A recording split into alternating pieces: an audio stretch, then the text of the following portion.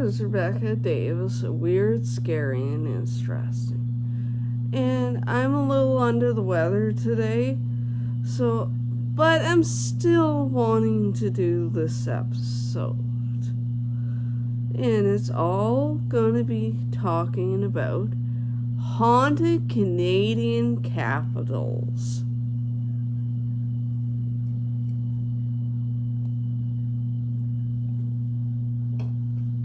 In the course of history of our continent, when the first people that came over to North America by the Bering Land Bridge 3 million years ago, even in modern day, there still has been ghost stories told about people that had died, whether it was in a horrible way or passed away peacefully. But some of the ghost stories are about animals. This video is all about haunted Canadian capitals. So, we are going to find out what Canadian capitals are haunted, from the territories to the Rocky Province.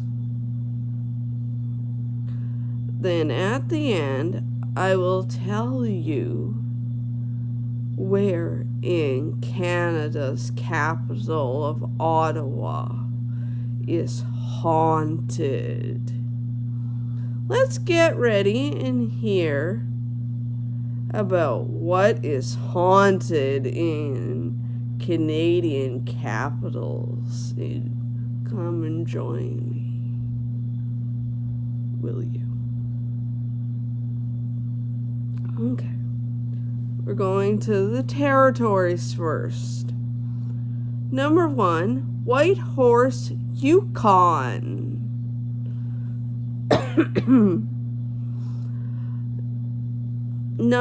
First story is Gilded Hall Theater. The historic theater is haunted by an apparition of a young man in a military uniform. Other reports indicate that footsteps have been heard on the roof after closing hours. Scary.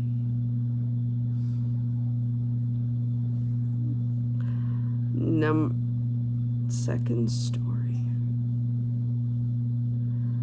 White House Cadet Summer Training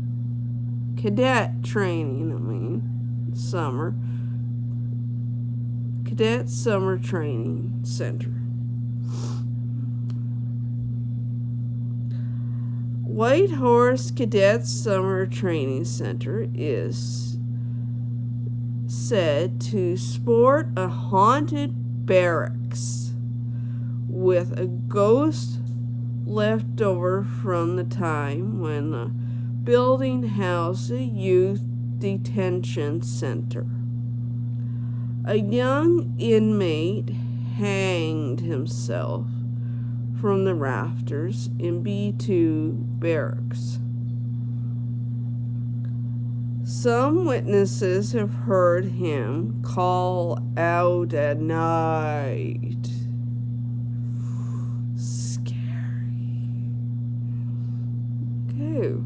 We're moving on to our second territory capital,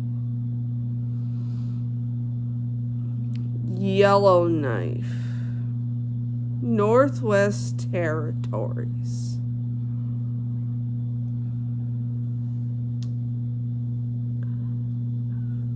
I am not scared of ghosts. When Mary would go to bed, then the ghosts came out. It sounded like they were always working. Mary's son Frank heard them too. We heard the dishes. They heard the dishes rattle in the cupboard. They heard one of those old metal wash tubs dangling.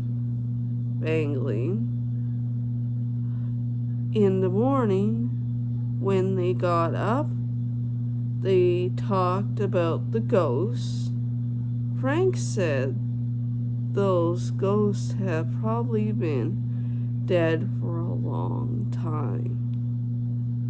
Their clothes must have been very dirty since they were making so much noise washing them. Then another time, Mary's sister-in-law, Virginia's dress was given to Mary, and her brother-in-law, Alexander's ring was given to her also. It must have been because Mary was wearing those things the ghosts started to bother her. It was at night when Mary was sleeping. Their hands really hurt Mary. The ghosts didn't really grab Mary, but they put their hands on Mary and pushed Mary lightly. She woke up because of them. Mary thought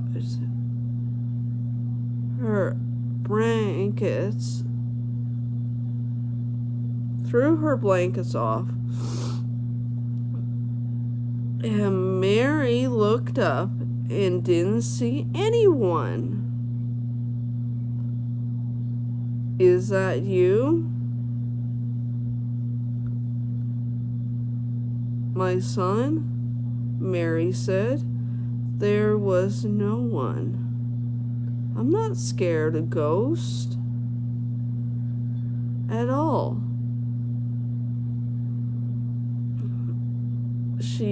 Mary prayed for them, but they still stayed around. It seems like those ghosts bothered her because of the things that were given to her. She had to do something, so she burned the dress and given the ring away. And that was the only ghost story I could ever find from Yellowknife. It was really hard to look on the internet for that stuff. Okay, we're moving on to the third and final territory capital. It's Nunavut. Nunavut.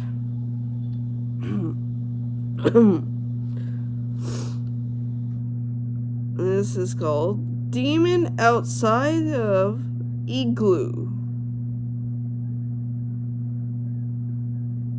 This story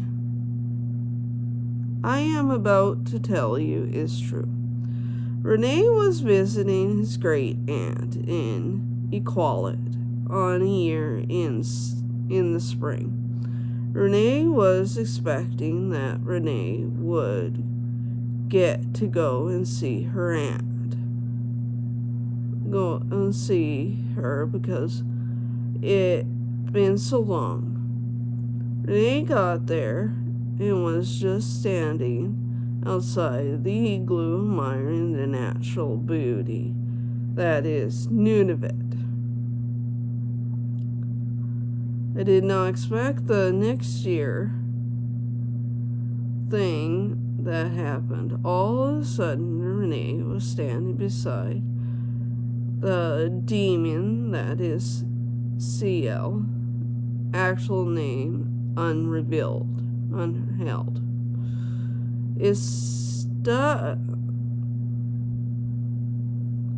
struck her strange when Renee seen the sight of her. Renee had seen this woman before, but Renee didn't know where. Renee convinced it was in his nightmares. Actually, I think it's her nightmares. She stood there and told Renee, straight to Renee's face, that Kenny was going to come after Renee. She said, if you don't smarten up, Kenny is coming for you in his helicopter and taking you to hell. Renee did not understand this. Renee can't say that there has been anything more confusing or terrifying to happen to Renee or anybody else on the face of the earth. The fact that it is such a weird story makes it unnecessary. Even type Renee convinced that I will see CL again. She's definitely not someone to mess with. Okay, we're moving on. Away from the territories, we're going to move on to the maritime provinces.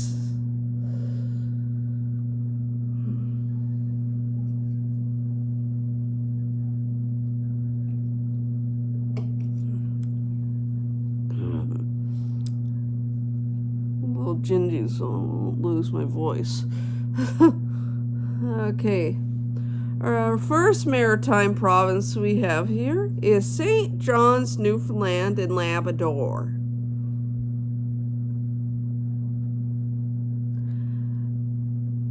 There is ghost tours in St. John's, Newfoundland and Labrador. You want to check them out if you are in or live in St. John's.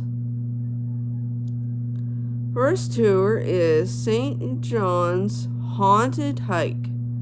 The second tour is Ghost of Signal Hill. I will leave a website for the two tours if I can find websites for these in the description of this video. If you want to see when the next time the tour is on.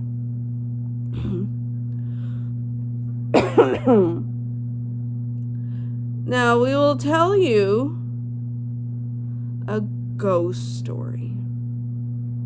The first ghost story, the headless ghost of Queen's Road.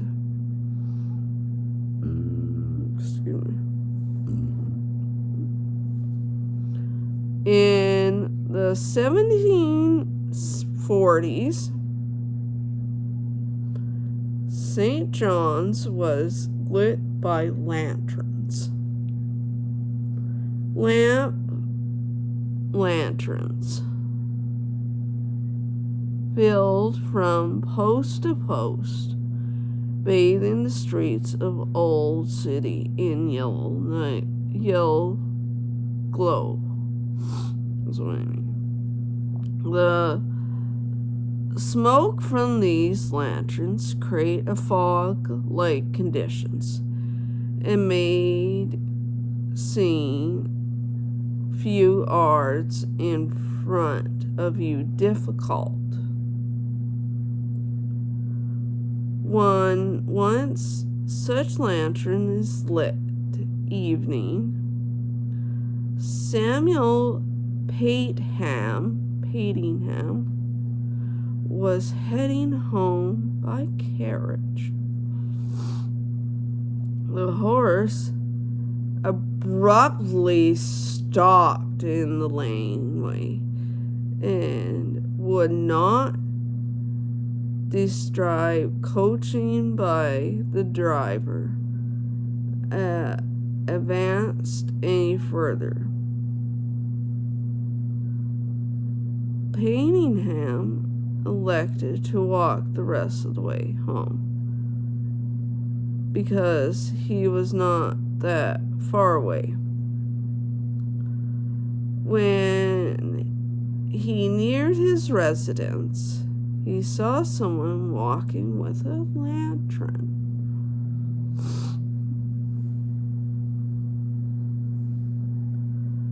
The young man walking with a lantern, the young man following the individual for the time because the lantern was actually helping him find his way in the low lane murk. At one point, the figure stopped and turned to face Patingham. It was at the young man cried out in horror and ran as fast as he could back home. What Patingham saw was a specter.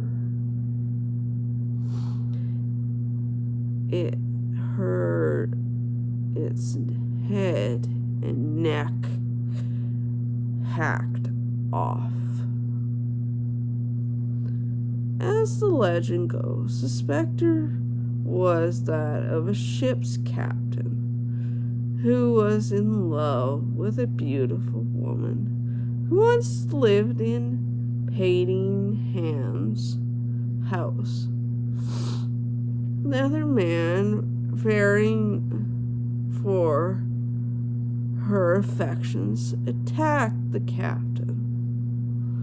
One night, the destruction man, no one was ever charged with murder. It is said that the captain's ghost still wanders Queen's Road, seeking justice for the loss of his humanity and his head.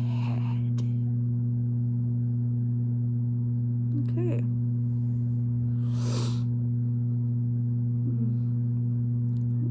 Going to move on to number 2. The second story of St. John's. Chaz Baring Restaurant.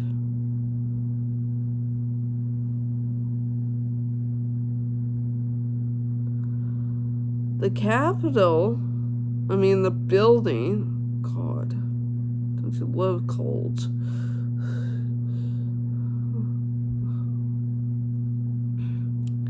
The building that housed Chaz Baring Restaurant, now closed, is reported to be haunted. When the building was used as an inn or apartment complex, a woman was sleeping there when she woke to find a ghost floating over her.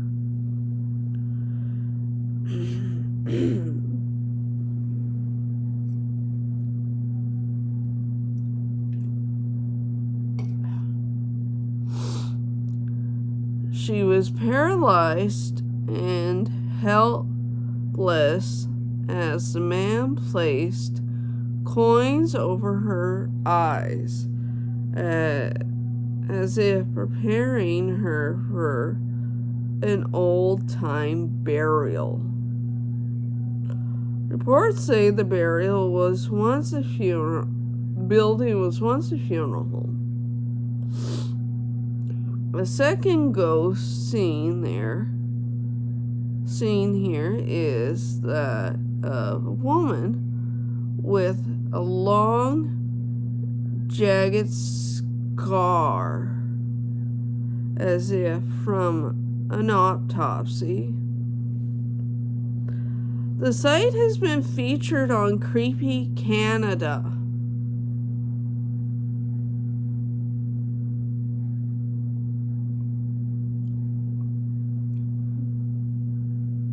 You know what? You can actually check out Creepy Canada episodes on YouTube.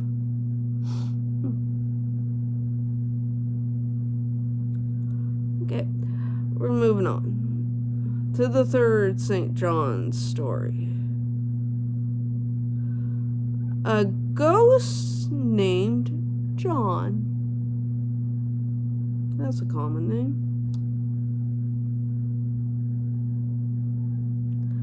Many in Newfoundland's capital have heard stories about a phantom rapping out of the corner of the eye sightings. Perhaps the vintage past of the heritage site leads legend.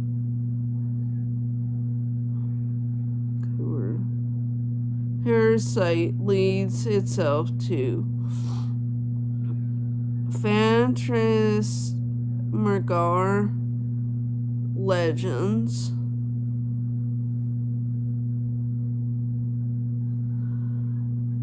Once of the story from the past employees has the sound of footsteps on crushed stone echo through the building. There has been a concrete floor in the vaults for quite some time, but it was something that the Newman wine vaults was featured on.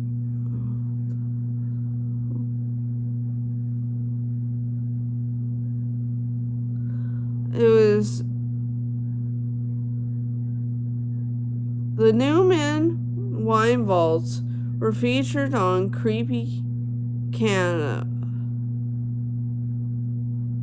Were featured on the Canadian paranormal series Creepy Canada back in 2003. The series, which featured owned Canadian storytellers Terry Boyle and John Adams as narrators, would mix history with tall tales. Tall tales, they were, as Javis said, were conflict and different stories. Imperiling story was shared about a body being found in a barrel at the vaults. There was a story about the Newmans, but not from St. John's, about the English clerk who died in Newfoundland and had been shipped back home inside a barrel of rum.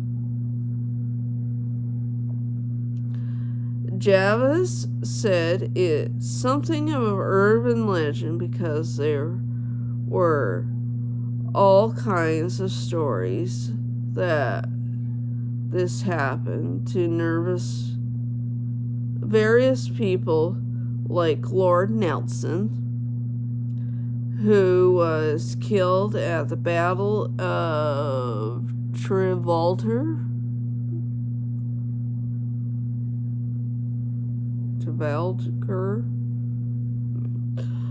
But the ghost stories can be shared or by some of the past employees of the vaults.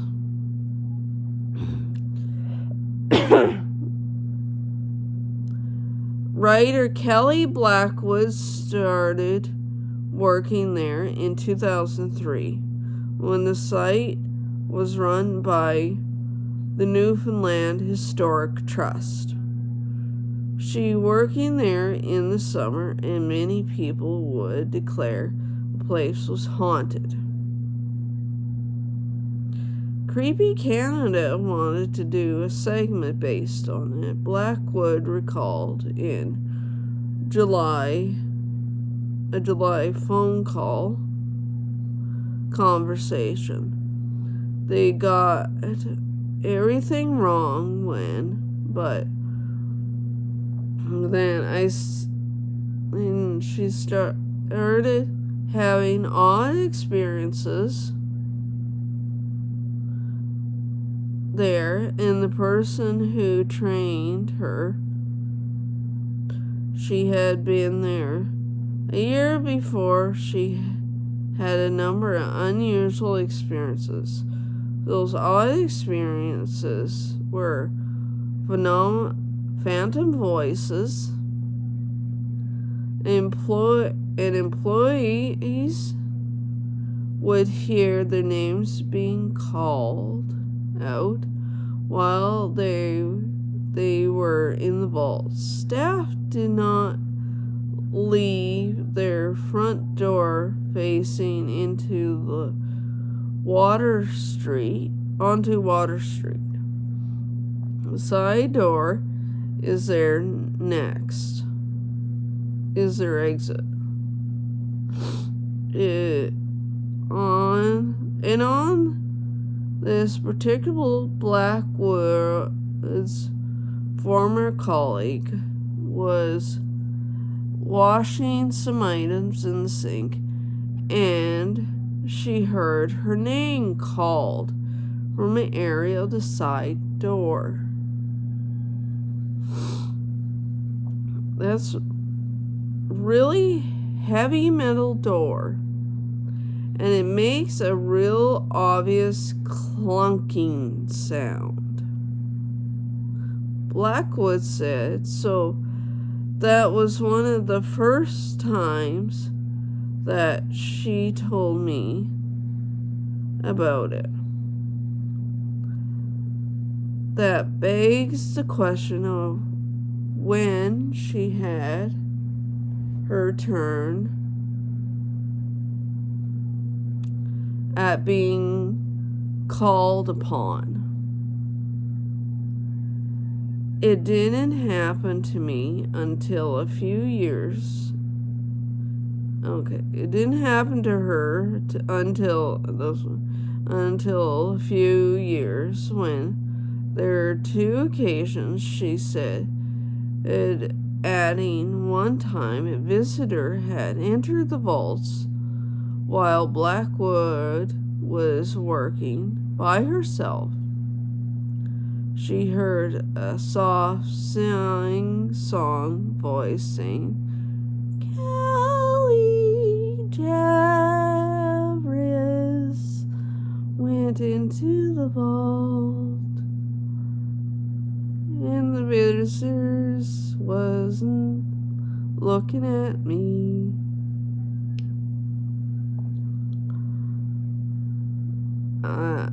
She said, you really called to me? No, he said. It didn't.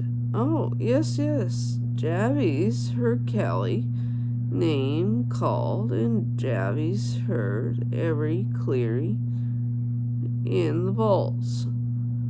I don't think singing helps for my sore throat.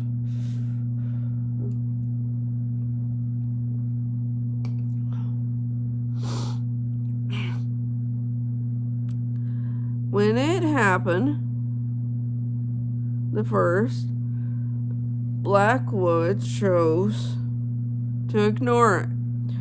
But then the footsteps on the gravel floor became more noticeable. A reminder that the floors in the vaults are no longer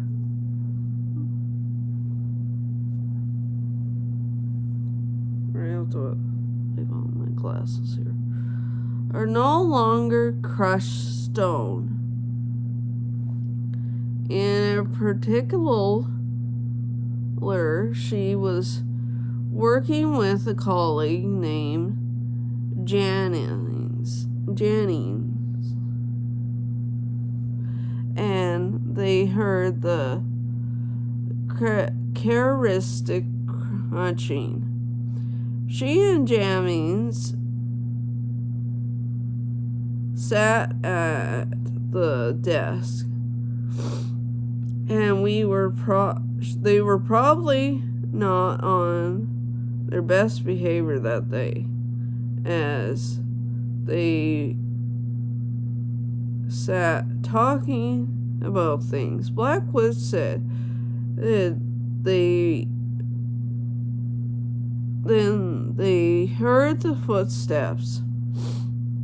They were like, oh my gosh.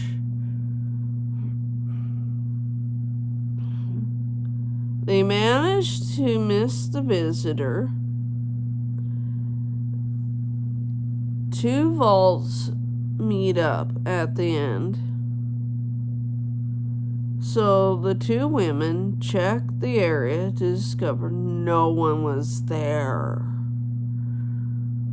Another experience had a colleague say they heard someone running back and forth on the roof.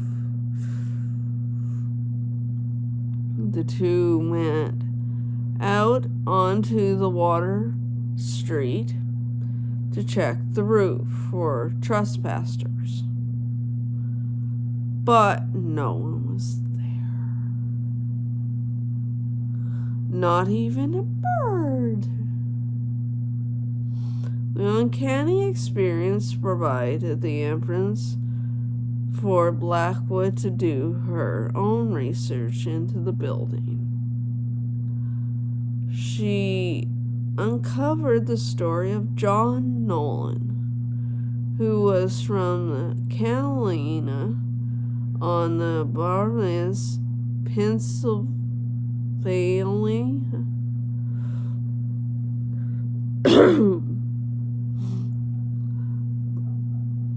But lived in rooming house on Springdale Street. Nolan had disappeared, but it was known by the community that carried a large sum of money with him. He had disappeared around the location of the Newman wine vaults. Blackwood posed a theory given to her by a woman who visited the vaults. She claimed to be a psychic, and that Nolan had grabbed between the original ceiling of the warehouse, which was built in 1903. The vaults and was buried elsewhere on site. So Jarvis started calling the so-called Ghost John.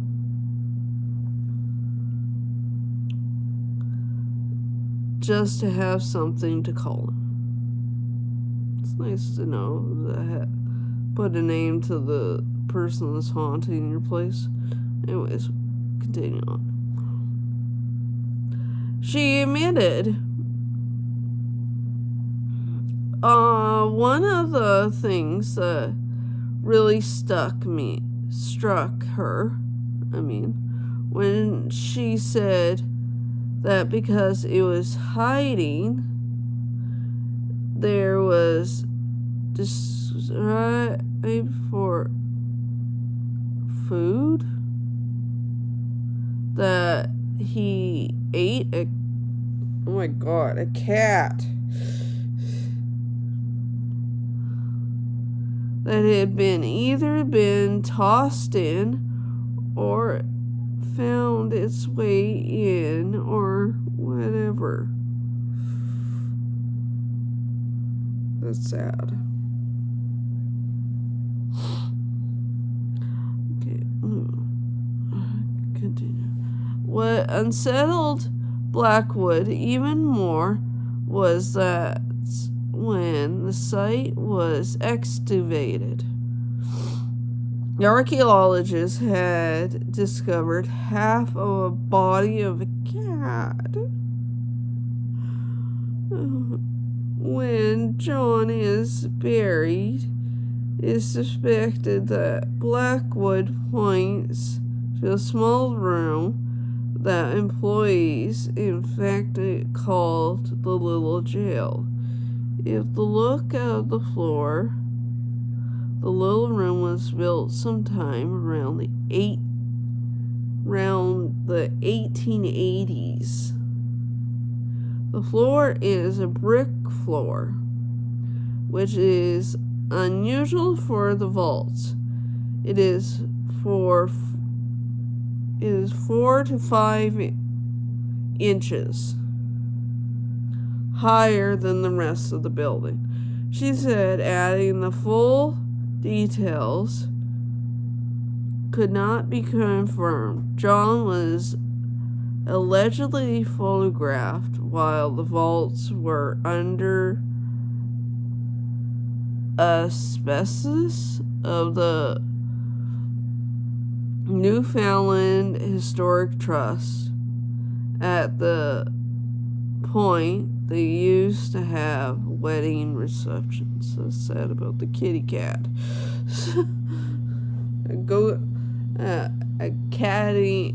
A ghostly kitties.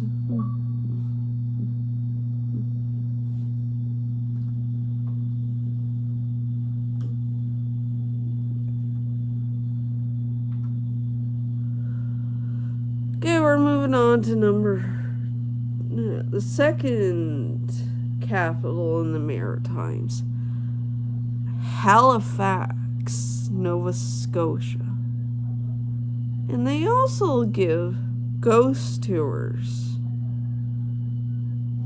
If you want to check them out, if you were in or living in Halifax, first tour is in Halifax.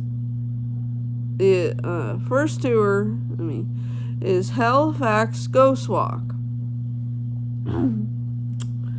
Halifax Citadel Ghost Tour and the Ghost Ship Cruise. As I said from the last one, I will leave the websites for these 3 tours in description if I can find the websites. In the description for this video, if I find the websites. If you are wanting to see when their next tour is on. Now we will tell some ghost stories. The first one is Halifax Grey Lady. Who doesn't like a Grey Lady? Over the years, there have been many ghost sightings at Halifax. Hopefully I don't butcher this. Kendall. One of the most famous stories is about the Grey Lady, a spirit who's been seen wandering the historic site, mourning a lost love, smell of roses, and wearing 19th century dress. Okay, we're moving on to the second story for Halifax.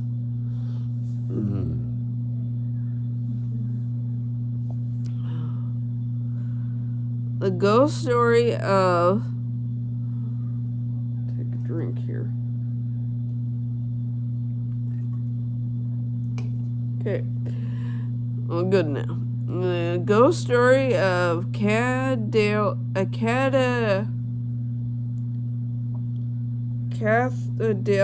Hill. Now, hopefully I didn't screw that up. I'm sorry. I can't help it. I'm sick.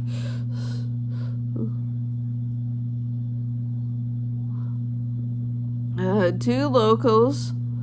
There is a little debate that the Citadel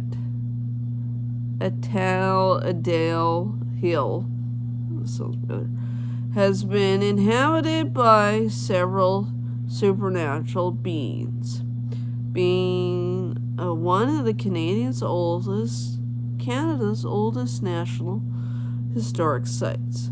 The 36th documented ghost sightings doesn't to cover the number of the eerie things happening at Citadel Hill. One of the many framed ghost stories, that of Officer Edwards, a framed lieutenant whose lover wanders the back staircase of Citadel Hill. There is a second famous story of a soldier, Tin Hut,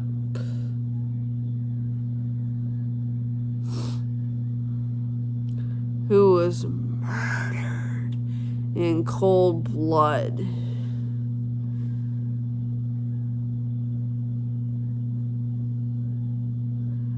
And thrown down a well there, where his remains were found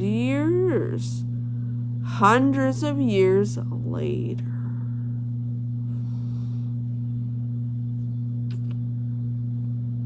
Ooh, scary.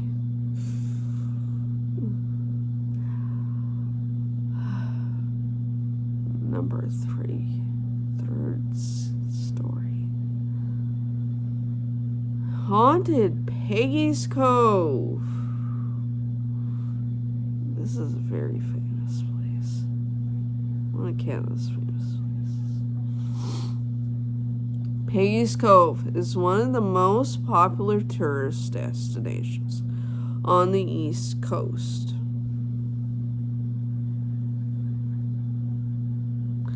From stunning views to scenic picnics, it is a perfect spot for foreigners and locals alike. From near and far, many have claimed to have seen the ghost of a woman in a blue dress on the rocks.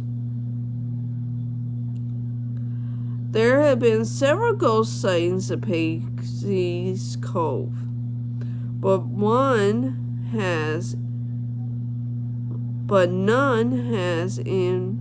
infamous as Margaret. Margaret had settled in Peggy's Cove, calling it home, after the accident that claimed the life of her children. Margaret spent her evenings walking the dangerous rocks of the cove, grieving their loss.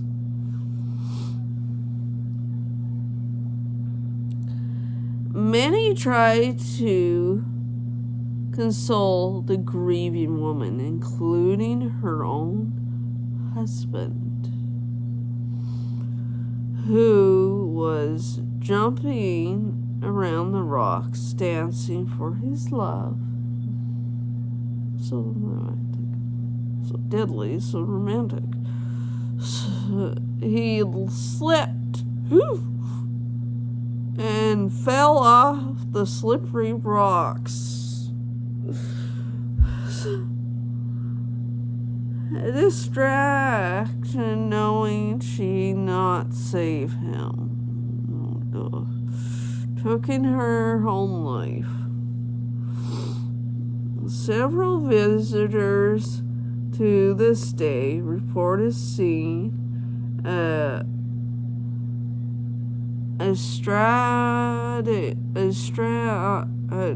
woman in a blue dress.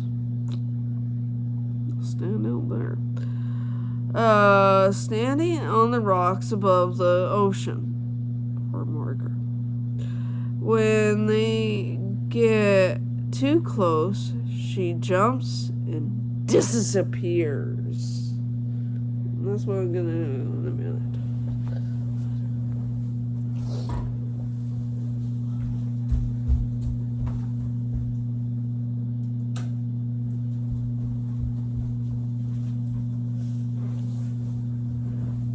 I'm back. Okay.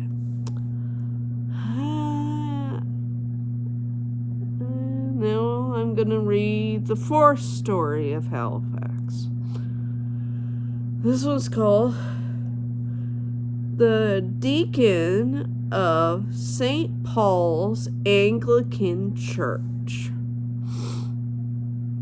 In Grand Parade Square, in the heart of downtown Halifax, stands the oldest building in Halifax. St. Paul's Anglican Church. It goes without saying that the oldest building would be haunted.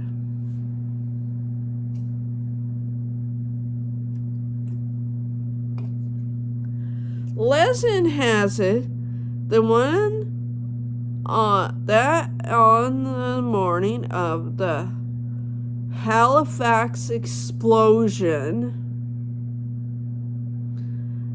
December 6, 1917, the deacon was standing in front of the window gazing out at the scene of the harbor just before the blast. Like so many others, he did not survive. The instant light and heat from the explosion caused his profile to be forever etched in the glass, leaving this shadow behind for years to come. Spooky truth or random coincidence?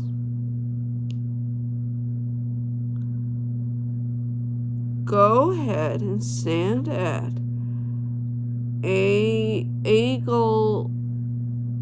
Argyle Street and gaze up at the church's window on the second floor and decide for yourself.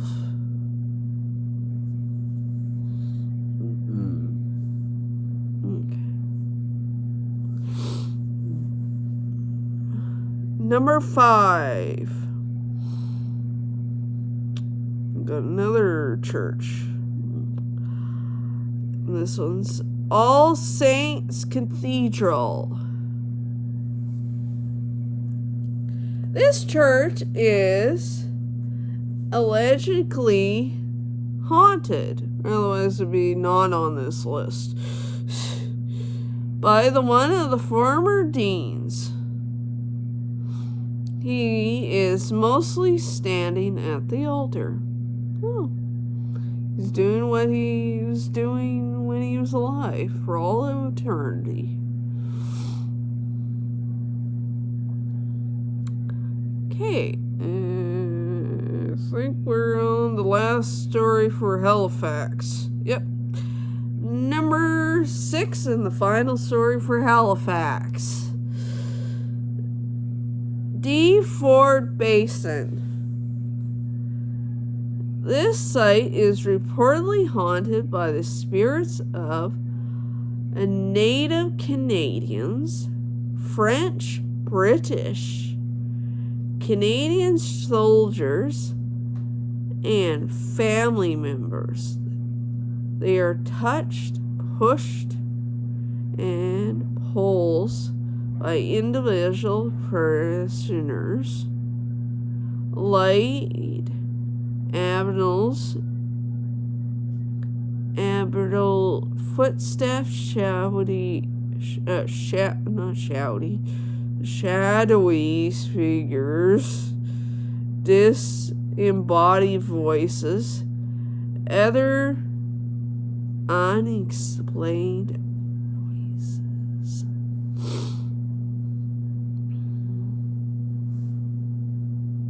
Well, I guess I was wrong. Sorry. We got one more. Sorry, we got number 7. This time it's actually the final one for Halifax.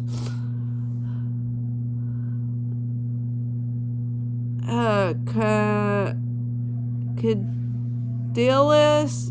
Oh, yeah, we're going back to the other one. Cadilla Hills. Ghost Woman. Its legend is about a ghost of a woman named Cassie Allen. She intended to marry a sergeant. In the early 1900s, on their wedding day, her fiancé fatally shot himself because he was already married to another woman. How dare he? Who resided in Bermuda's asylum.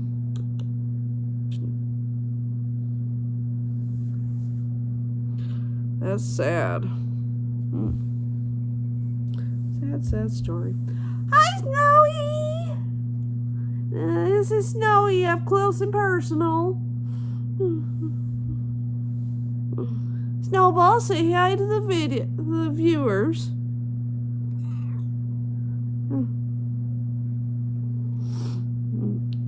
We're going to Charlottetown, PEI, the 3rd Maritime Province capital. She's 15 years old, if you want to know. And she's my sock. Okay.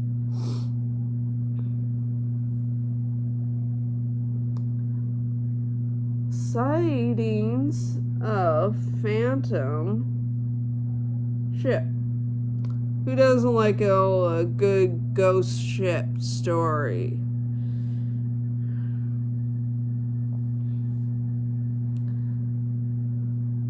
Many times, boats set out to ship, either to rescue its passengers or solve the mystery of a phantom ship that has plied the strait for so many years. One time, in the ferries patrol vessels straight off the west end of the islands.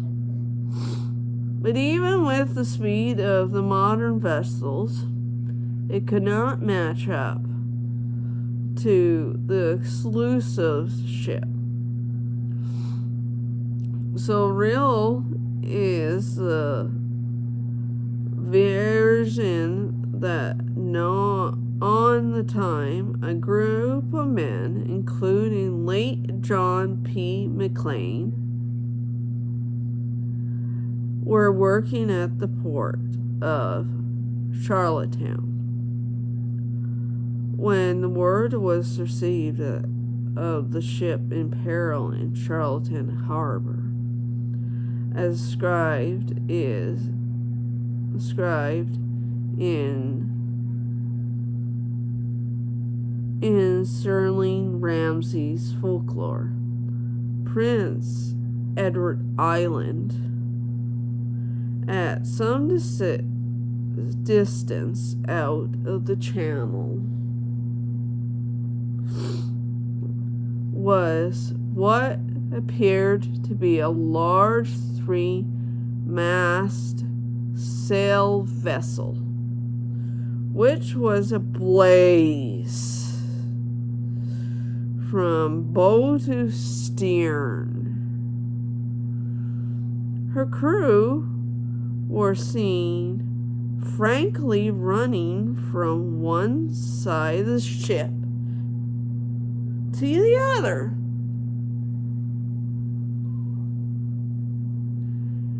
In their efforts to quell the many blaze which raged the vessel.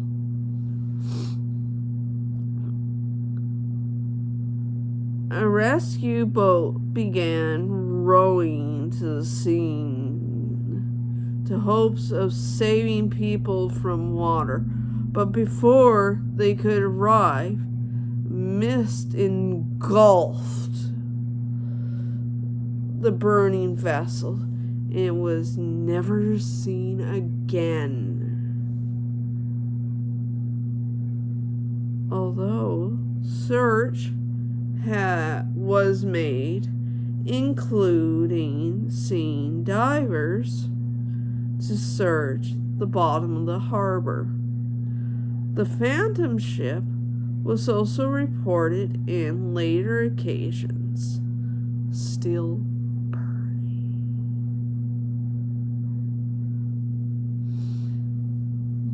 Isn't that a popular ghost tale from almost around the world? You hear burning ships. Interesting. Oh, we're going to the last maritime capital. Number 4, Fredericton, New Brunswick.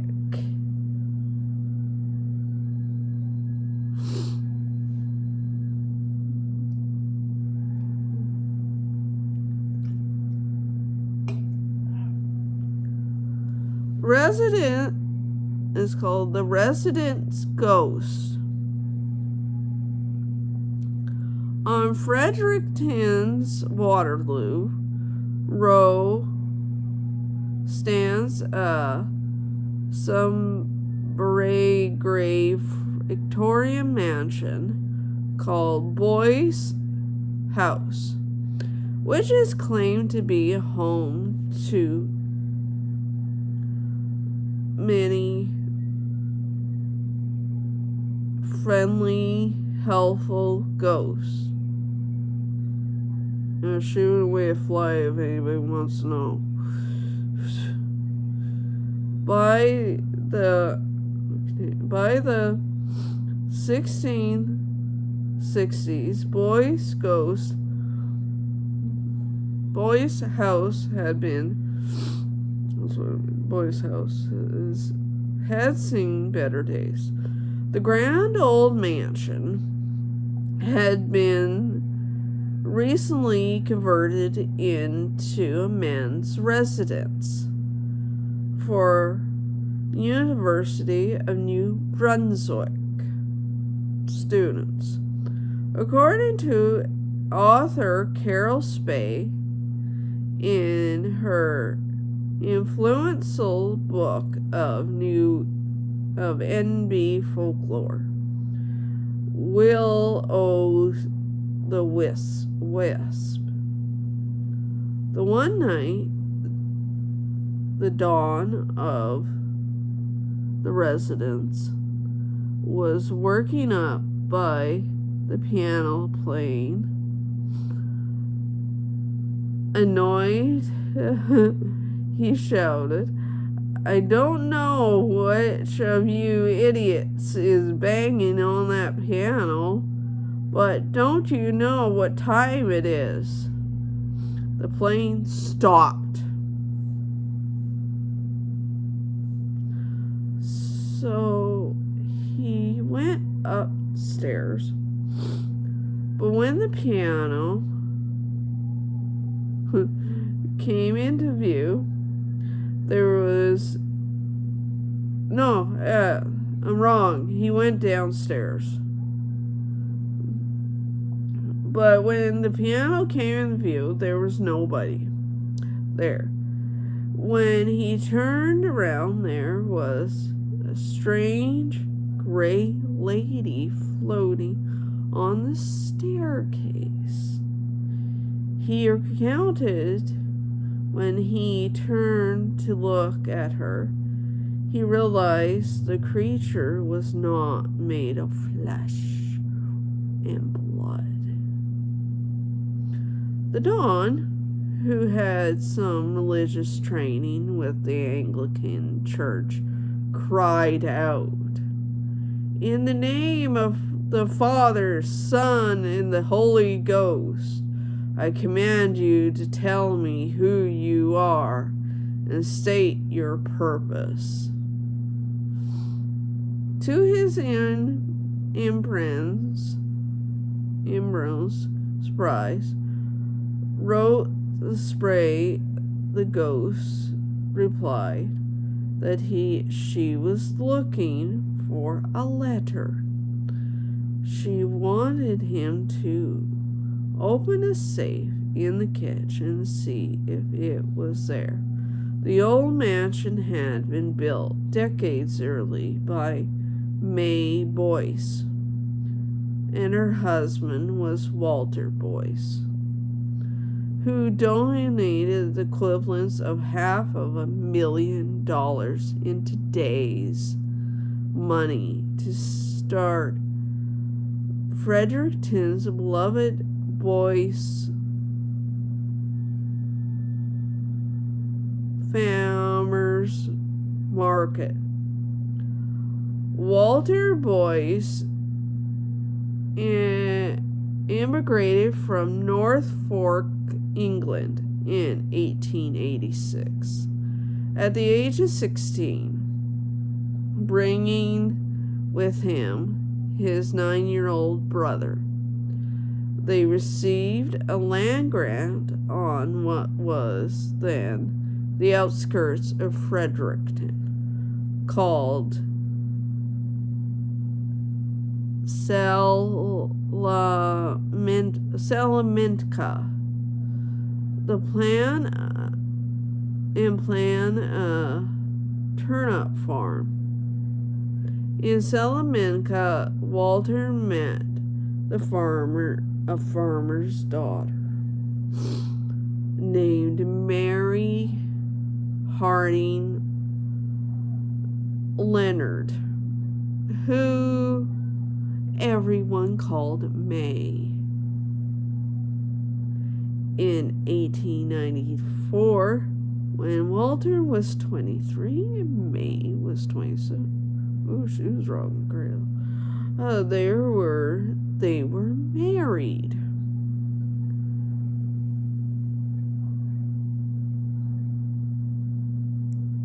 The boys realized that they could make vastly more money shipping their turnips all the way up to Montreal and selling them where than they would be selling them locally, which quickly evolved into successfully produce export business. Now quite wealthy, they moved to downtown Fredericton. Walter was elected alderman, city councilor. The newspaper urged him to run for bigger and better political offices. However, In October of 1910, their house burned down. May had been alone inside when the fire broke out. Although managed to escape, the voices became more invented. Hopefully that's and reclusive. Unless they kept to themselves. After May's brush with death, Walter abandoned his political ambition. They moved back to Salamanca, where they bought land at 467 Waterloo Road. Eventually, conventionally for the time, the land sales paper was not signed by Walter, but by May Boyce. In 1913, construction was completed on the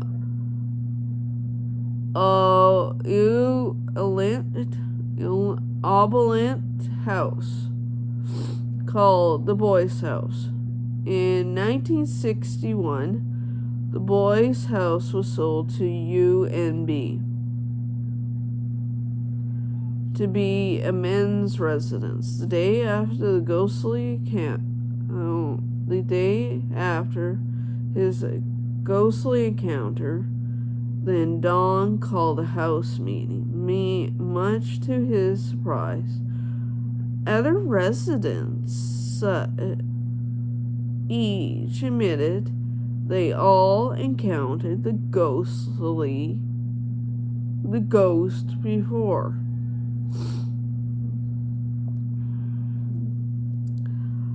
One had seen the ghost in a kitchen, rummaging through the mail. He described her as white, strong, and formed a defined human shape, but it was like a mass of energy. Like an energy that comes across the television set. The students decided to research the kitchen for the safe. They tapped on the walls, listening for a hollow spot, because you can do that. Such enough, they found one. For sure they found one. Tearing off the nearly installed wood paneling covering it, like the ghost had said. Behind it was a safe. However, it turned out the safe was empty. In the years, the fellow haunting of Boyce House became well known, with many people claim to have encountered the ghost. In 1984, Telegraph Journal article by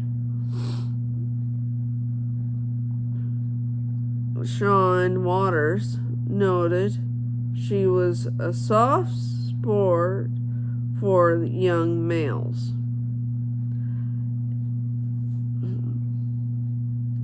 Like to moonlight as their maid. Who wouldn't want a ghost that picks up after you beyond the grave? Male tenants have been known to wake up tucked in bed. Others have their pants hung up, their apartments cleaned overnight.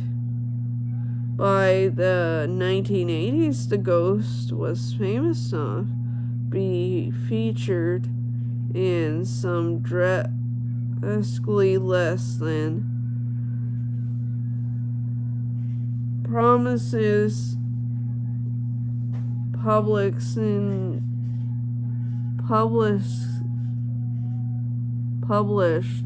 like the American Supermarket checkout tabloid, and that's my roommate if you're listening.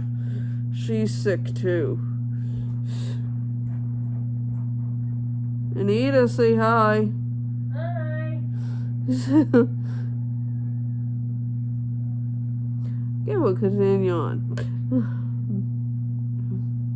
Checked out Tabloid Weekly. World News under lurid headlines like kindly granny haunts this house, and a little old lady doesn't know that she's dead. The newspaper claimed to have interviewed a 21-year-old named Jennifer, who said the ghost puts your covers on if you kick them off at night. Well, that's so nice. Good Wi-Fi. Her roommate, Joanne, woke up at one time after someone ran their fingers through her hair, saying, "It's all right, dear. It's all right." She's kindly and maternal, but she frightens us.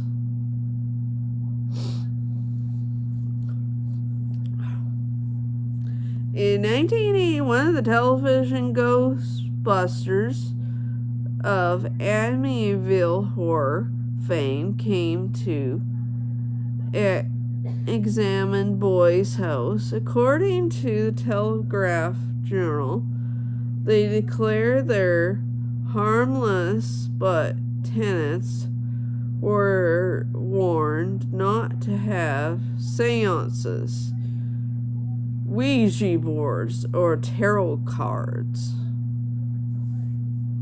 They claim the Boy's house, otherwise friendly ghost, wishes to be left alone. That's an understandable wish. And would react with hostile to being contacted. So just leave the old lady alone. If there is a ghost based on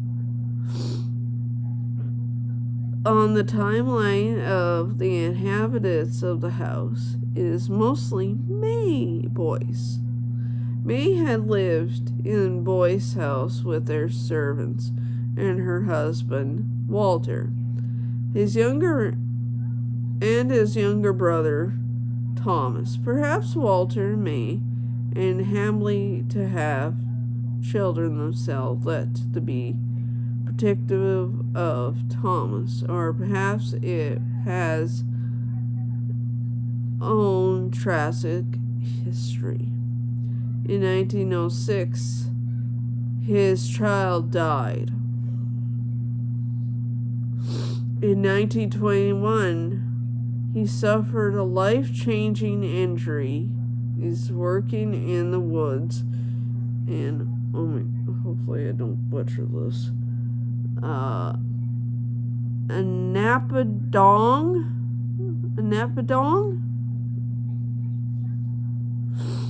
His eyesight deteriorated badly. He was so sickly that Daily Cleaner newspaper reported on 4 separate occasions he was on his deathbed.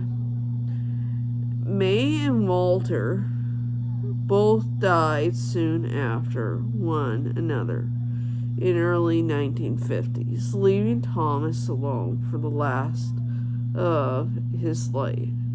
decade of his life.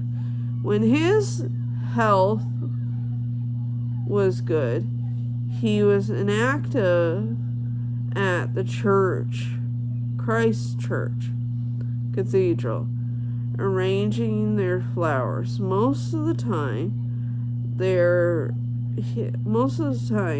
though, he was sick in Boy's house. Perhaps Thomas had supernatural caretaker in his sickly final years.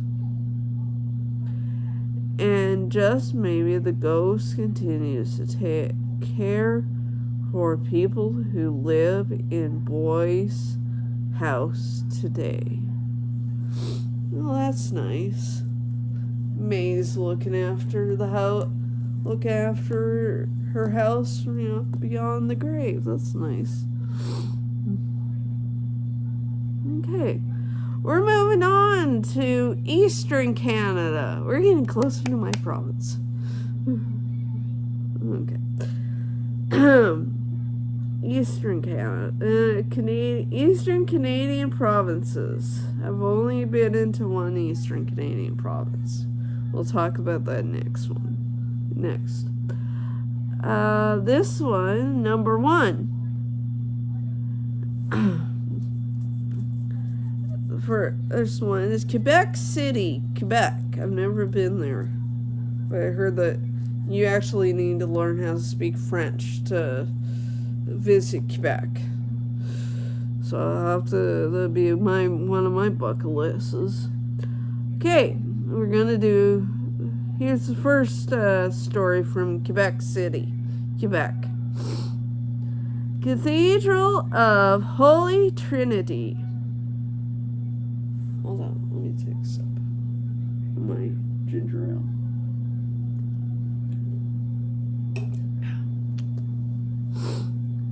This site, it will hit a high note for music lovers. Oh, that's nice. And all those who love the paranormal. Mix of both worlds. Built in 1804. The cathedral is home to the host of unexplained phenomena. It is not common to hear the organ playing by itself when the mass isn't on. The organist has even heard a woman scream and cry, while others have seen her floating along the church's balcony. It was featured by Creepy Canada.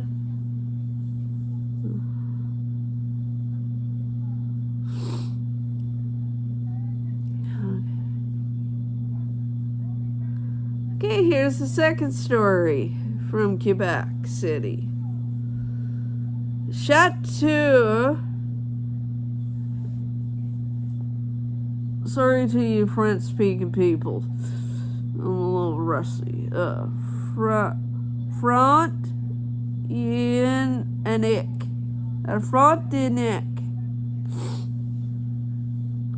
Some guests have even woken up to spectral visitors in the middle of the night, including a woman in white sharing their bed. Ooh.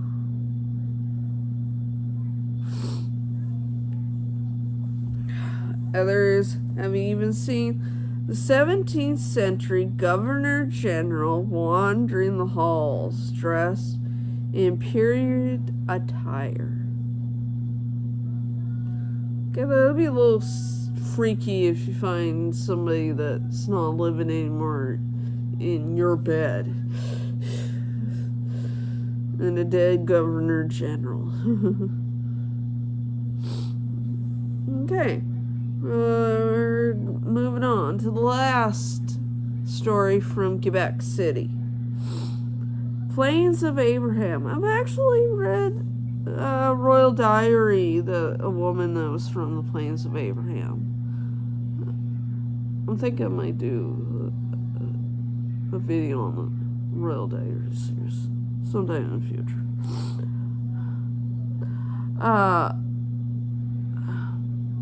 Okay.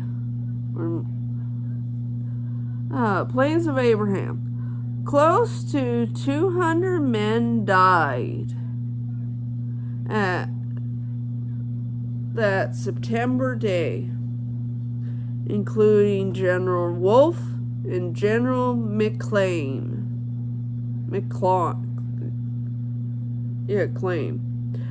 Today it is located within Quebec City's battlefield parks, and there has been numerous ghost sightings across the old battlefield.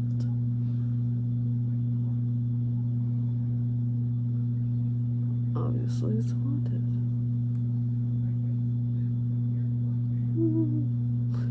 Hey. Moving on to the last capital of Eastern Canada. There's only 2 provinces of Eastern Canada. For you Americans, or anybody who's never came to Canada.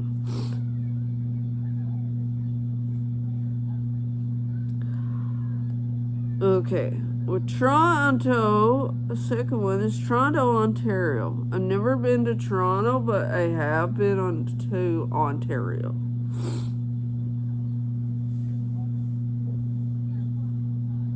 Okay, the first story is Fairmount Royal York.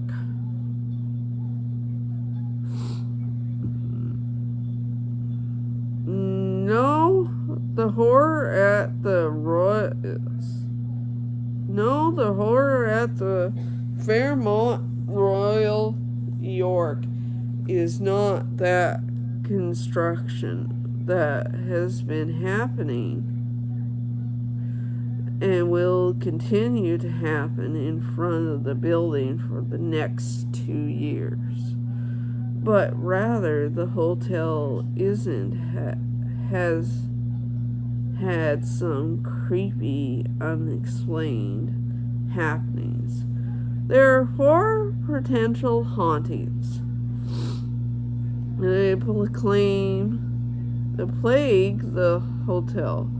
The first is in the regions to Fairmount Royal York's Crystal Ballroom. Or I would say former Crystal Ballroom was closed down permanently because it was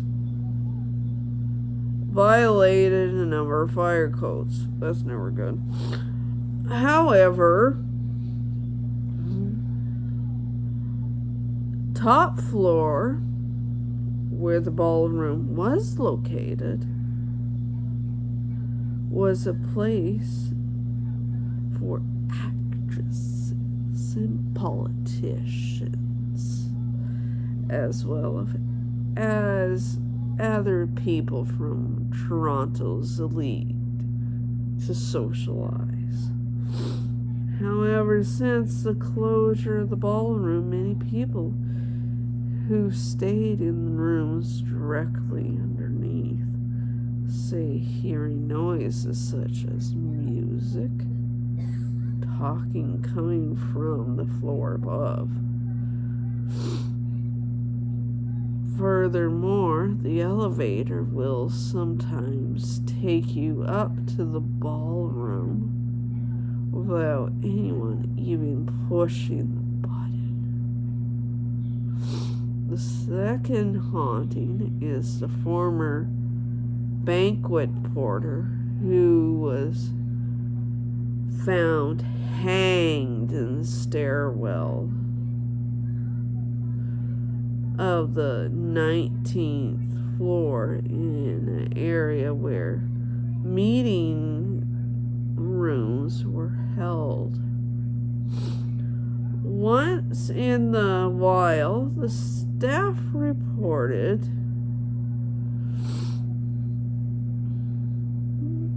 seeing the porter upper body float around the 19th floor. The third haunting,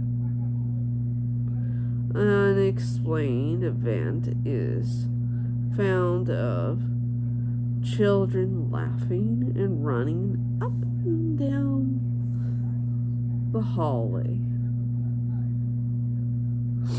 Many guests have complained about the children, but many also admit to open their doors and see an empty hallway. Finally, there is said to be a man on the 8th floor who roams around wearing a purple jacket. However, that is all that is known about the ghostly figure. Now, we're going to tell you about the second story of Toronto. Gilberter Point Lighthouse. The first lighthouse keeper, John Paul Raller Muller, was murdered by soldiers from nearby Fort York, looking for bootlegged beer.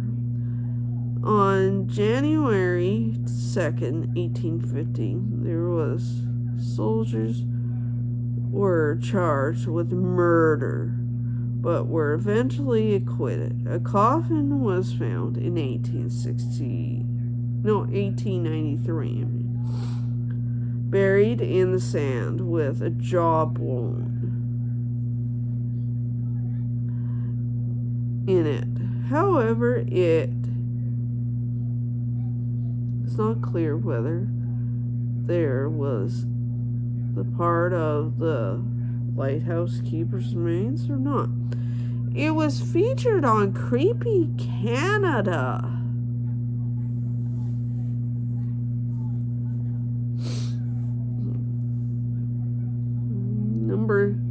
The third story is, here's something for you hockey fans.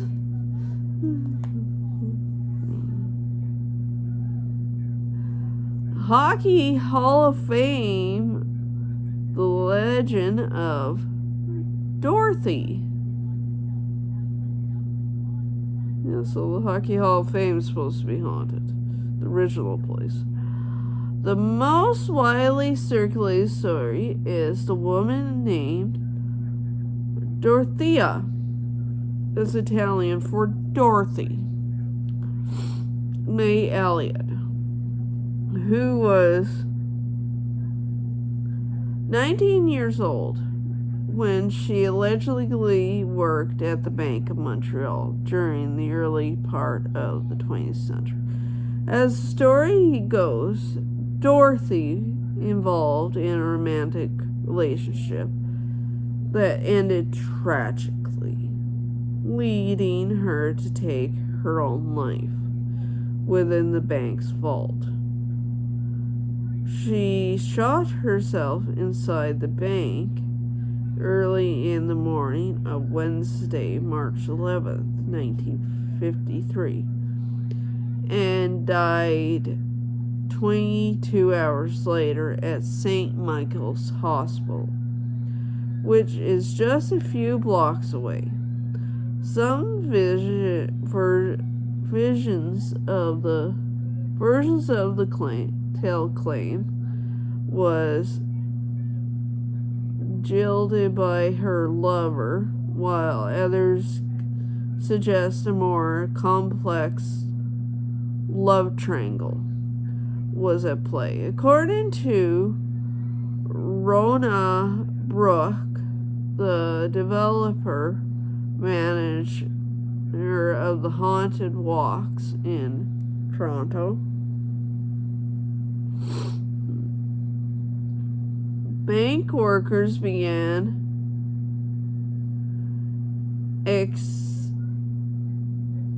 experiencing happenings shortly after Dorothy's death. Starting in 1950s, employees of the bank would have lights that would on and off, would go on and off. Brooks said doors and windows would open and close on their own. They would hear those strange noises like footsteps when no one was around, or shrieking. Some employees would step away from their work for a moment, and they would come back to find their desk in disarray. But the main thing, they would feel this distant pace like someone else is there. The spot it was, the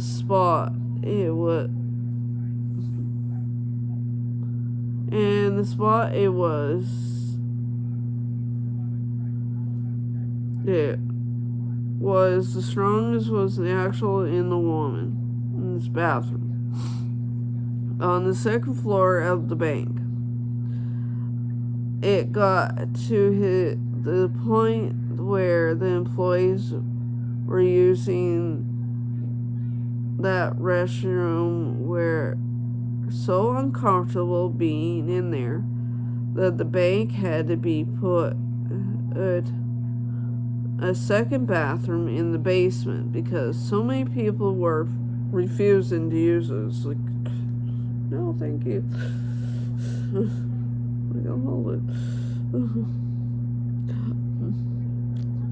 The bank unfortunately moved out, and the strange occurrences remained. When the Hockey Hall of Fame took over the space, it formerly housed the exhibition place. The Hall of Fame moved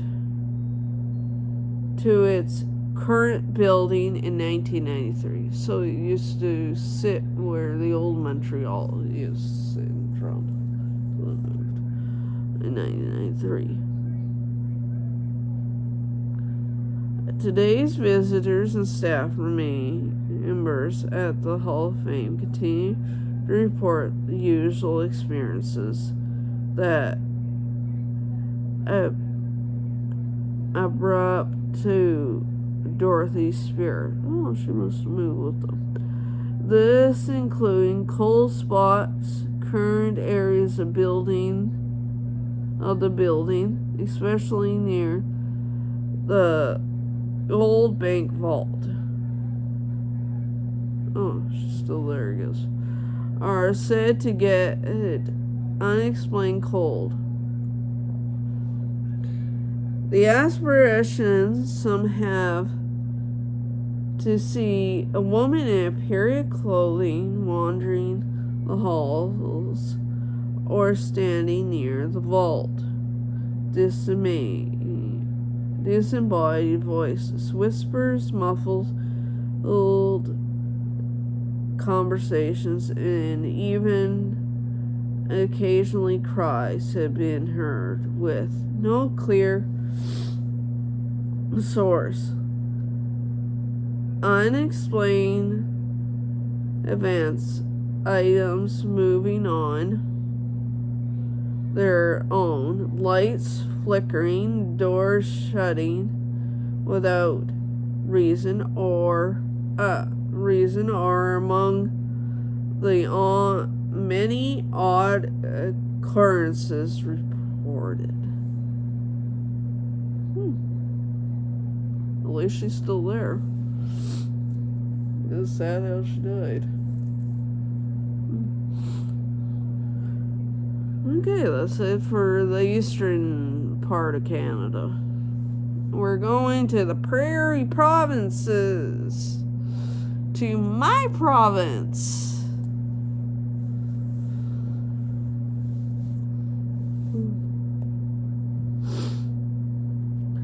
And the number one is Winnipeg, the capital of my province, Winnipeg. Winnipeg, Manitoba. And the first story we have for you from Winnipeg is the Burning Cummings Theater. If you're a fan of Guess Who, hold on tight. This theater's haunted. Because it used to be in the Walker's Theater this way. It has some ghost stories. I'll tell you.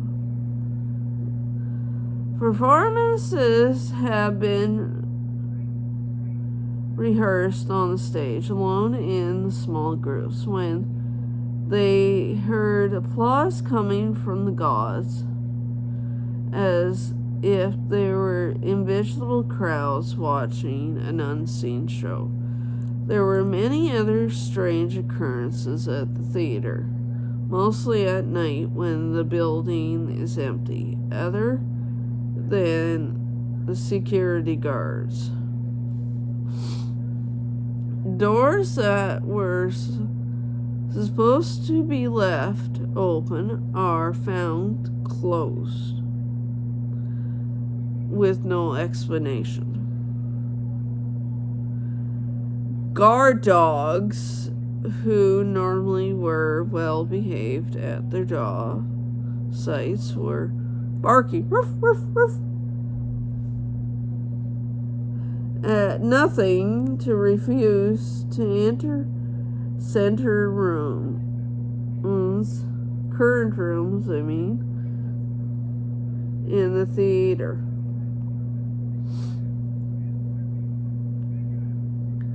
The haunting of the Walker Theater is often explained as the work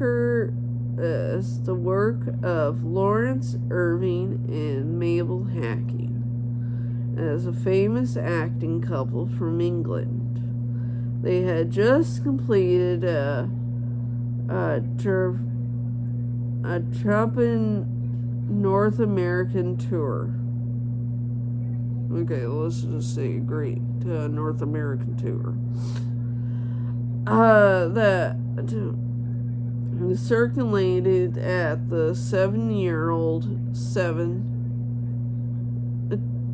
Walker Theater, colluded at the Walker Theater.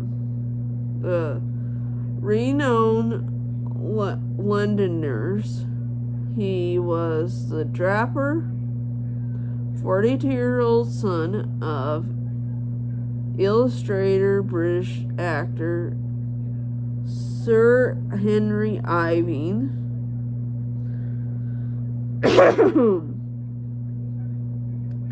The first stage performance to be knighted.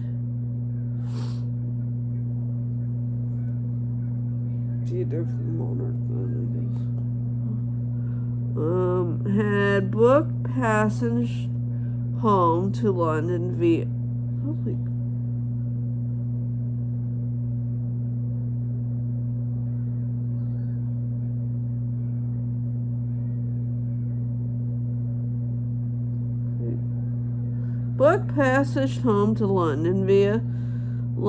Liverpool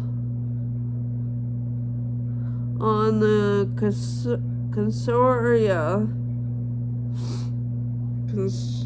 Consandian by a friend via convinced them to transfer to a larger Canadian Pacific sister her ship, the Empress of Ireland.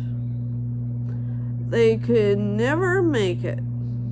On May 29, 1914, the Empress of Ireland sank, resulting in more than 1,000 lives lost, including Lawrence and Mabel. That's terrible. The most remote passengers, it remains the worst maritime disaster in Canadian history. Winnipeg theater goers were shocked and saddened by the deaths of actors that had so loudly applauded in previous week during the performance of the 4 plays. Typhoon, The Unwritten Law, The Lily, and the first full production of The Importance of Being Earnest. Before Irving left,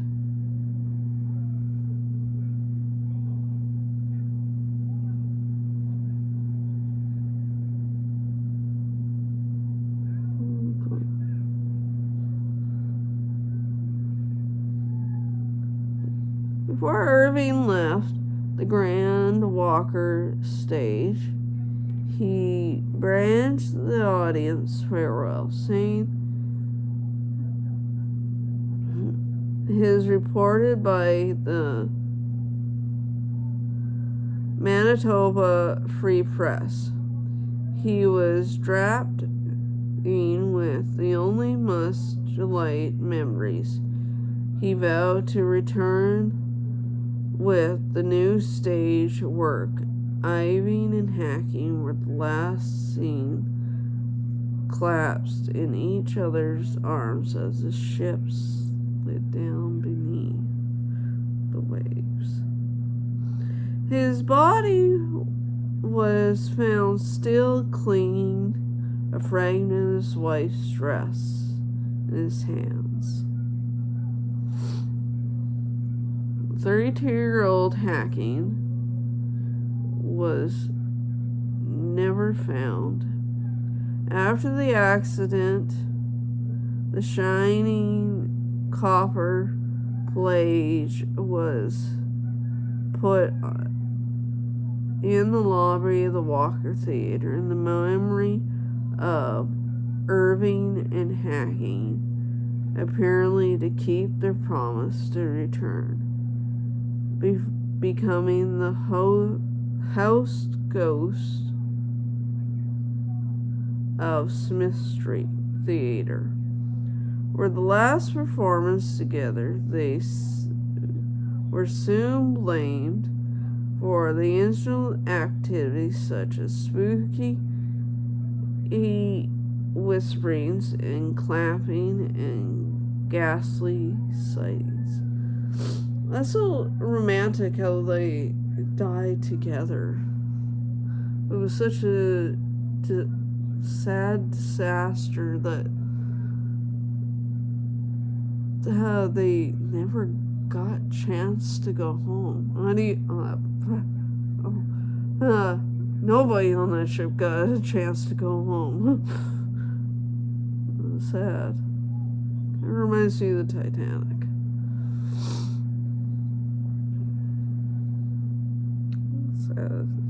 Sad disaster.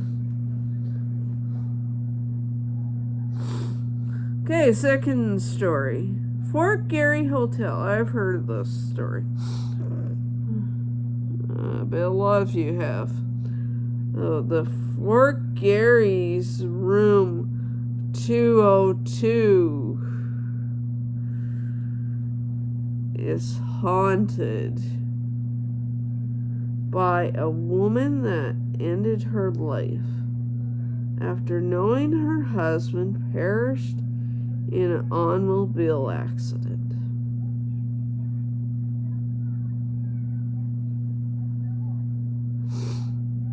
The woman's ghost waits on the bed for her beloved to return.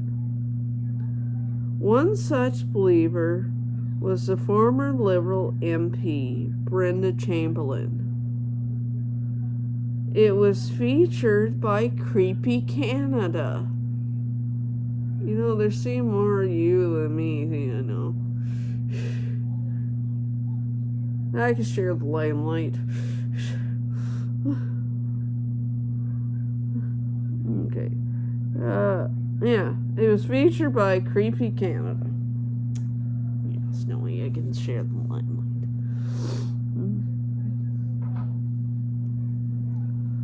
Okay.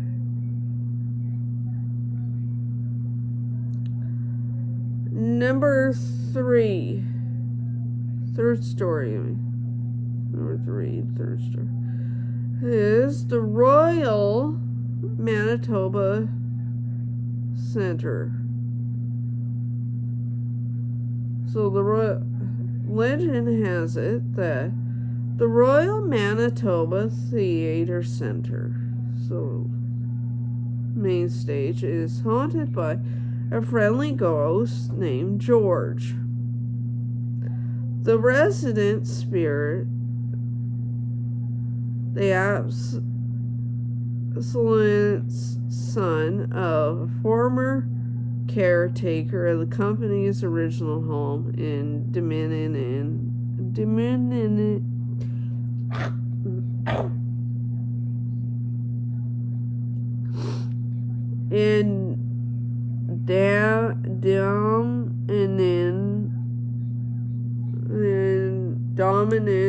Theater.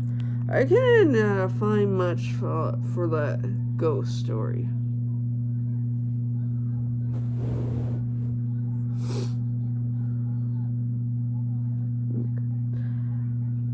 Of Little George.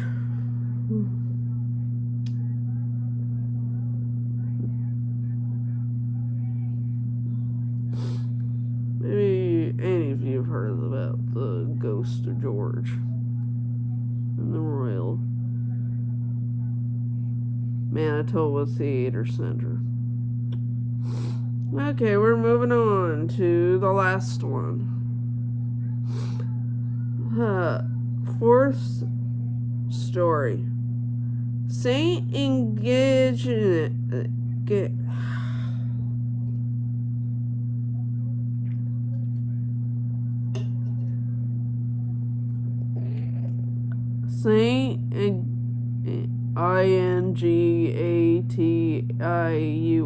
in school.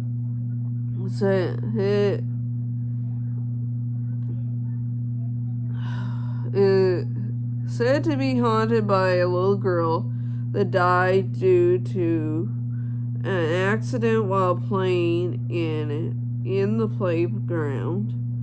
So now she haunts. That's why she haunts Saint Ignatius school. I'll be happy when I get over this cold. Okay.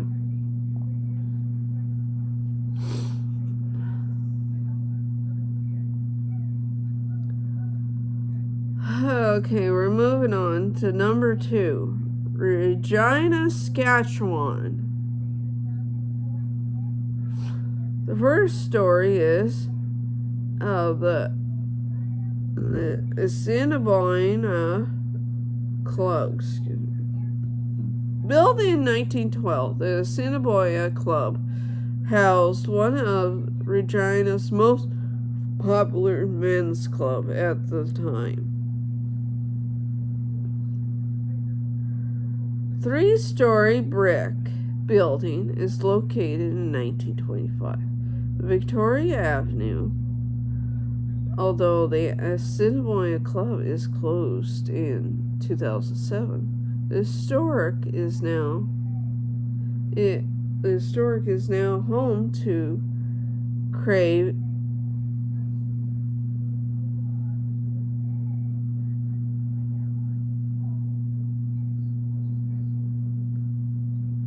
Crave Kitchen and Bar. Crave keeps the upper floor enclosed to the public. That is where some of the ghostly haunts have happened. In Cinnabona Club's glory days, the women were not allowed inside the building because the club rules still. Men known too often to seek sex workers into the upper floor bedrooms. Local lore whispers that the private room on the third floor had a man sneak a woman in to later murder her.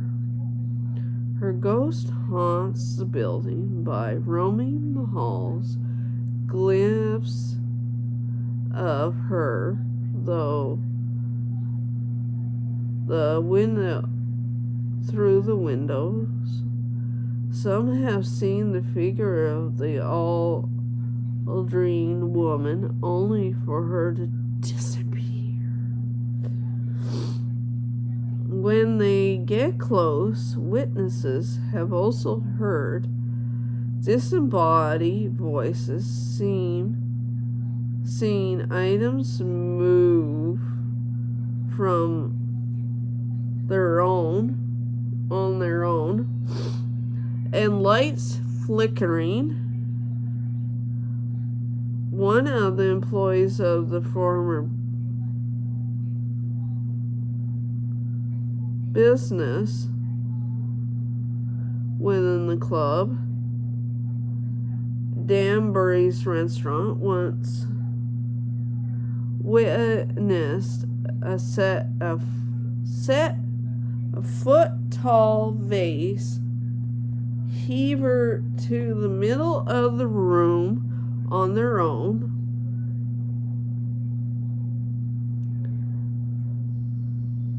And checking out the building yourself, you may be in for a fright. Okay, let's move on to the second story of Regina, Saskatchewan.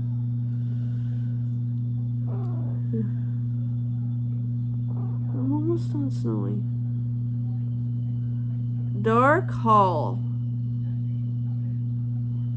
It is said that the ghost of Francis Drake still resides in Dark Hall. There is also who said they seen pleasant-looking gentlemen dressed in early 20th century clothing wandering about the halls. Perhaps Francis Drake just feels at home on the grounds. He helped build it. It was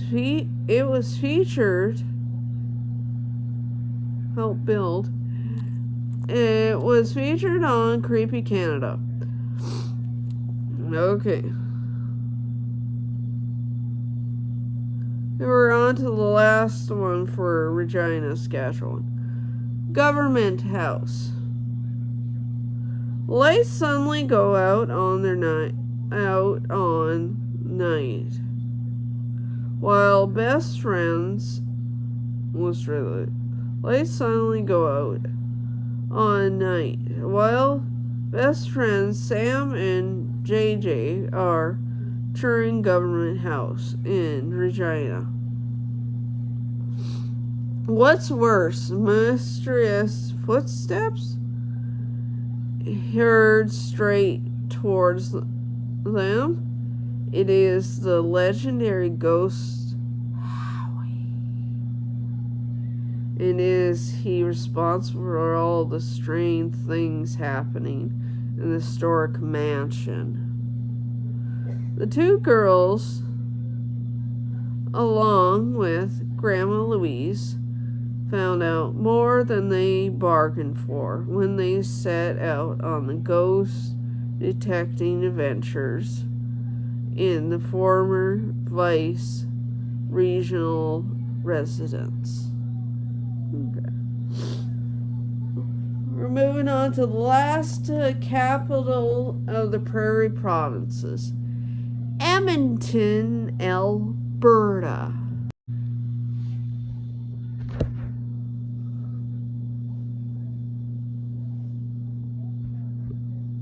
Okay, Edmonton, Alberta.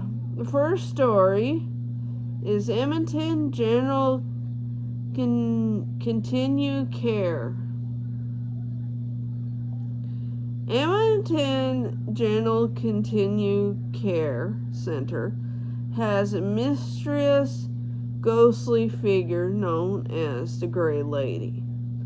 The Gray Lady is a nurse who worked at the facility during the TB outbreak. The Gray Lady in life was a strict and serious woman who took her job very seriously. After she died, the ghostly apparition remained doing the same things she did in life. Many visitors and staff have reported encountering her ghostly figure, dressed in nurse's uniform, has gave her sudden chills when she see her or they hear her ghostly voice whispering in their ear. I was trying to do the ear, but you know what I mean. Okay, we're going to do the second story of Edmonton. The Fairmont Hotel McDonald is reported to be haunted, including a spectral horse that was dropped dead during the 1914 pouring of the building's foundation. And that's all for that story.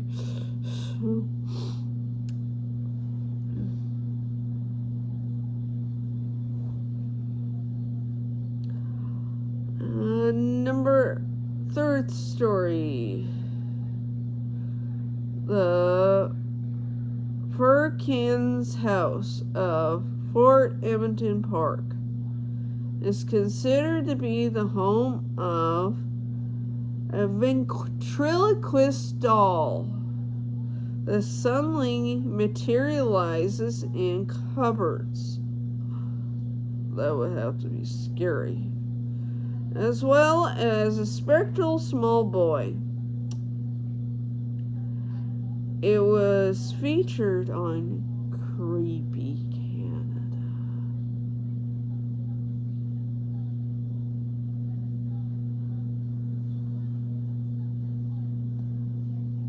Fourth story, La Bohemie Restaurant Bed and Breakfast. According to the story employees, it is haunted by the spirit of a former owner's wife who was murdered in a jealous rage.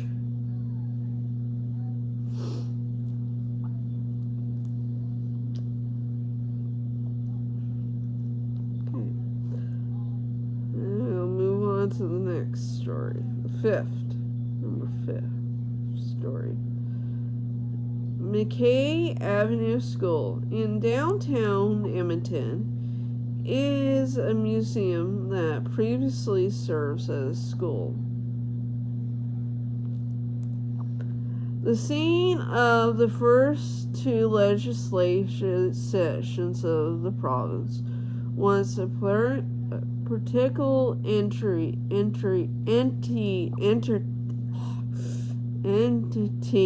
is the spirit of a worker who perished in the fall during the construction of the building. Okay, sixth story.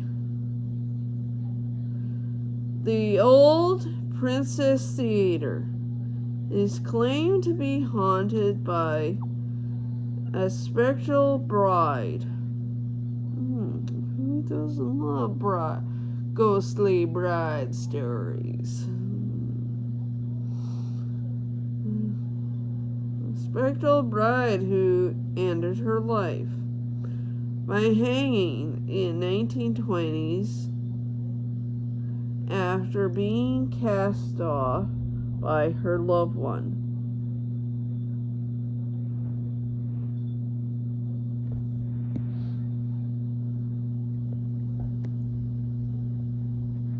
So he just moved off camera. Okay. They see me. Okay. Number 6. Sathkona?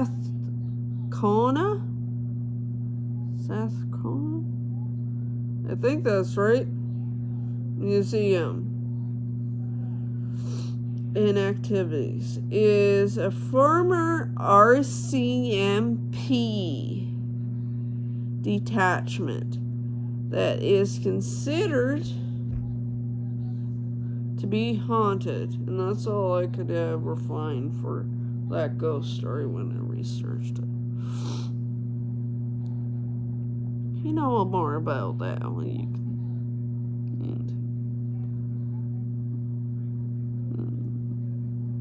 in the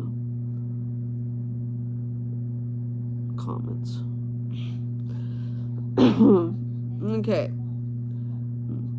The 7th story. And last, but it looks like we're still in the Strathcona. Actually pronounced something right. Walter Playhouse.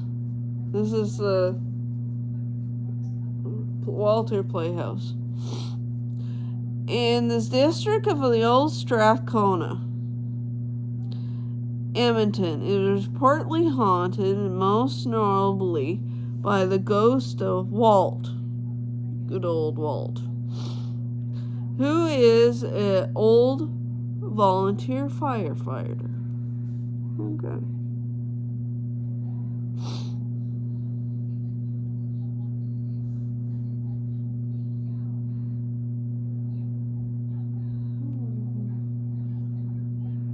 Old Walt's doing what he liked when he was alive, being a firefighter. Okay, we're gonna move out of the prairie provinces and into the Rocky Mountain province. This is the last province out of this video.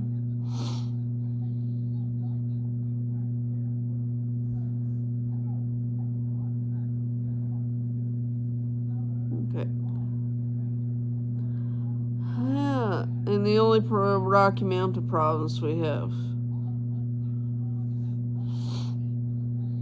is our last capital, which is Victoria in British Columbia, or as some of us call it, BC for short.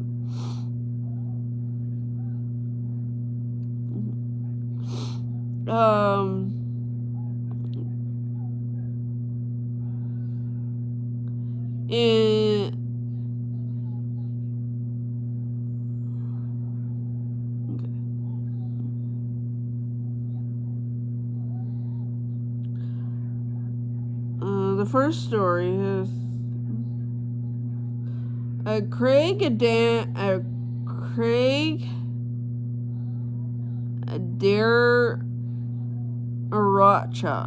Craig Adaracha Castle. Hopefully it doesn't screw that. Got the first part. Okay. Castle. It's in downtown Victoria. This historic mansion was constructed in the late 1800s as a family residence for a wealthy Scottish coal baron, Robert Dinsmire, and his wife Joan. Robert died in April 1889, 17 months before constructing the castle. Was completed by his sons Alexander and James, took over the role of finishing the castle. Ghost sightings have been reported at this location. It's sad that the father never got to enjoy his little castle. His castle he wanted to build in life. Guess he enjoyed it for all eternity. Okay. We're moving on to the second story. The Empress Hotel. One of the oldest hotels in British Columbian capital. It was designed by Francis Rattenbury and opened in 1908. Undergoing two expansions. The first was in 1910 to 1912. The second was in 1928. It welcomed several prominent personalities such as kings, queens, and movie personalities of the 1900s. However, the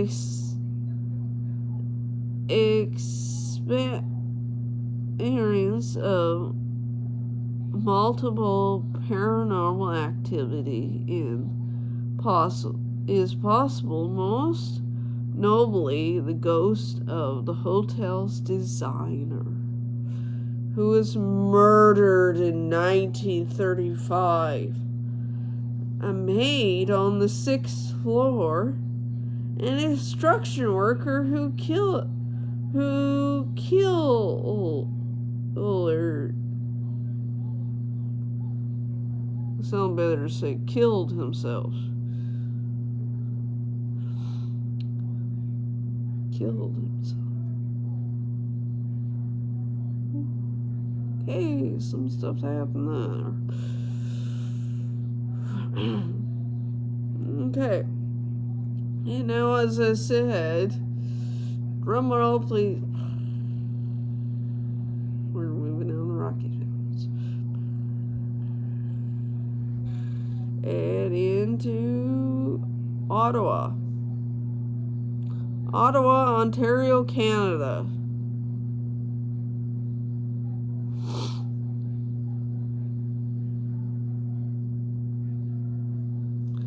Okay. This one is the Baytown Museum.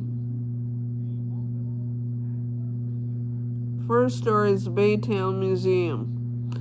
This building is said to be haunted by Colonel John Bay, the builder of the canal, and his assistant, General Deacon McNabb.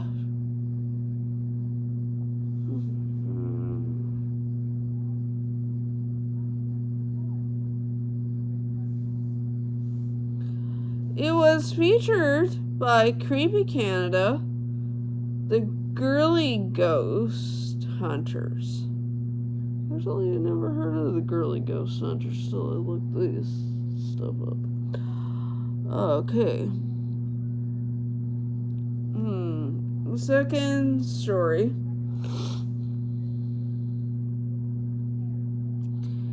is Chateau Luller.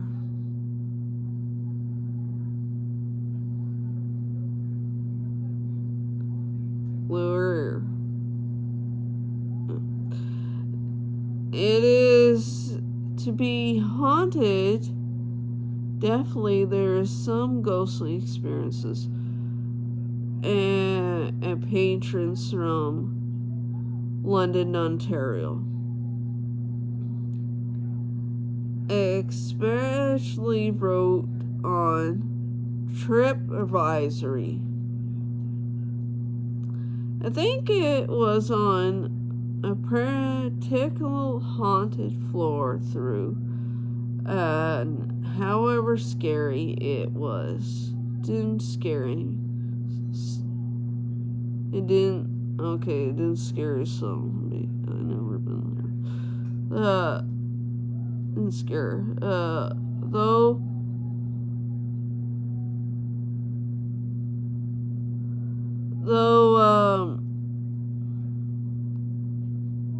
enough to make not scary. To make me not want to come back. Despite its widespread reputation for being haunted, there aren't many specific ghost stories at the hotel, just some tales retold over and over again. In CTV Morning Live Report, longtime public relations director, hopefully I pronounced this right, Dean Perrin, said she never experienced anything unusual in her 15 years working at the hotel, but confirming some employees feel something out of the ordinary. Number 3. And the last one out of this whole video. Ottawa Jail Hostel. Over 5,000 people witnessed Patrick Whelan's hanging, which was the large number considered the size of Ottawa at the time. Staff and guests have reported that Whelan's spirit is on many that the hostel and will appear at the end of guest beds or in his death row cell. It was featured by Creepy Canada, the Girly Ghost, Mystery Hunters, and Knock Knock Ghost. I hope you liked this video. If you did, like and subscribe and leave a comment. And good night.